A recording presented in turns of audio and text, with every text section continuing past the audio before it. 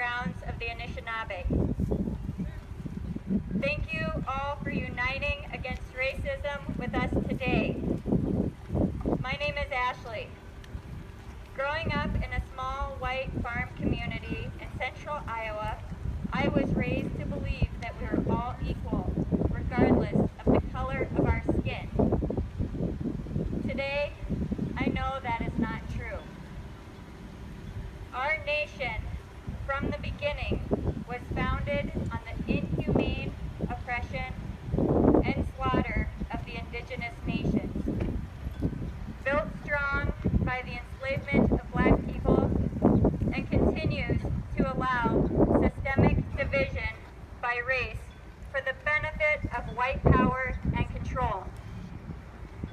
Why do we, the people, continue to allow these systems to be in place by hiding our nation's brutal history? We need to educate our children and ourselves about what being an American means for all of its people. They need to know why they live in a community where their neighbors have the same color skin as they do. Why black men, women, and children are being killed in their homes and on the streets by people who are sworn to serve and protect our communities. They need to know that white people are not the native people to this country, but how we became the majority. As white people, we feel safe in our homes and on the streets, yet in our own communities, Native children are shot by police and Native women are raped in jail. In the last few years, almost 100 environmental regulations have been rolled back. How can we or our children begin to save our planet from toxic chemicals and microplastics that are clogging up our air and water systems and making us all sick when we cannot even protect our people?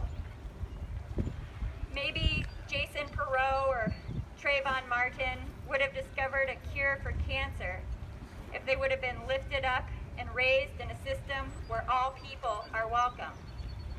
When will we say enough is enough? Until our systems change, education, churches, governments, and the police, the embedded racist oppression governing our lives will not end. And we will never achieve equality.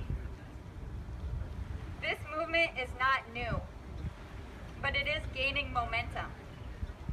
Only by uniting as white people and standing together with Anishinaabe and blacks as one people throughout the nation will our voice be heard and systems can begin to be reformed for the benefit of future generations. Thank you all for being here. I would now like to introduce Laughing Fox from the Red Cliff Band of Lake Superior, Ojibwe.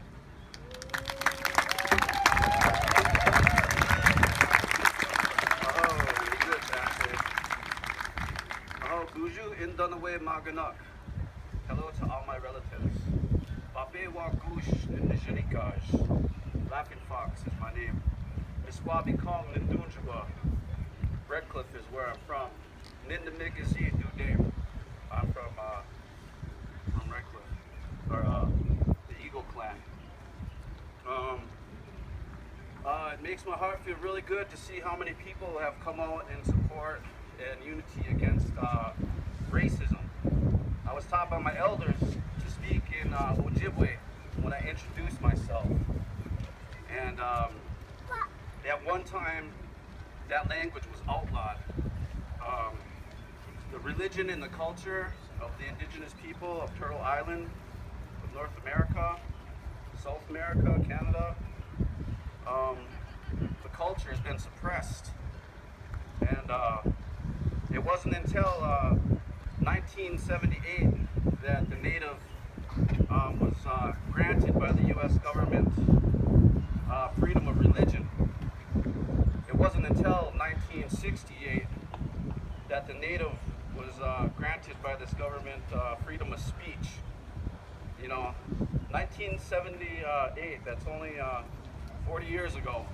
that natives weren't able to practice our religion, our culture, and practice our identity.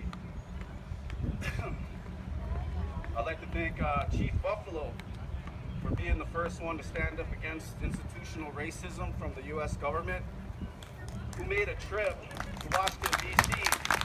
to meet with President Fillmore. He was 94 years old and he made the trip. He met with President Fillmore and signed the Treaty of 1854, allowing the indigenous population to remain in this area. Now, even though we signed treaties, we have been fighting for our treaty rights ever since. And fast forward 100 years, to the 1950s in Bayfield, where Native Americans still weren't allowed in certain establishments in Bayfield. My grandmother and her grandmother had to conform and had to fit into a society that rejected them. And they had no voice. And I feel that as I stand here speaking, in a way I speak for my ancestors and say the things that they could not. We have a lot of historical trauma within the reservations. And the only way that I feel we can deal with this historical trauma is if we talk about it and get it out in the open on the level that we can all understand. The Tribal Council have put out a statement in regards to the murder of George Floyd.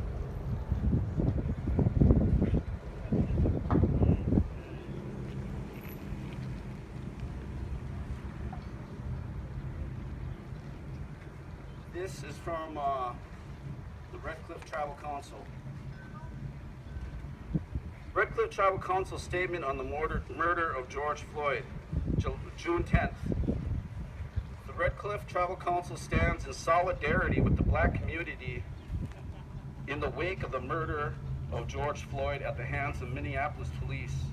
For far too long, Black and Native people have been disappropriately subject to unwarranted violence at the hands of police.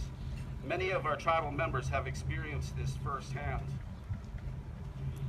While recent events have now given the issue center stage in the national conversation, many of our tribal members realize the only thing that has truly changed is that the curtain has been lifted because of our digital age and the ability of everyday citizens to record such reprehensible conduct by those sworn to protect and serve. We encourage and support lawful protests and demonstrations designed to shed light on the police brutality, and we support the demonstration, demilitarization of police, and a return to community policing.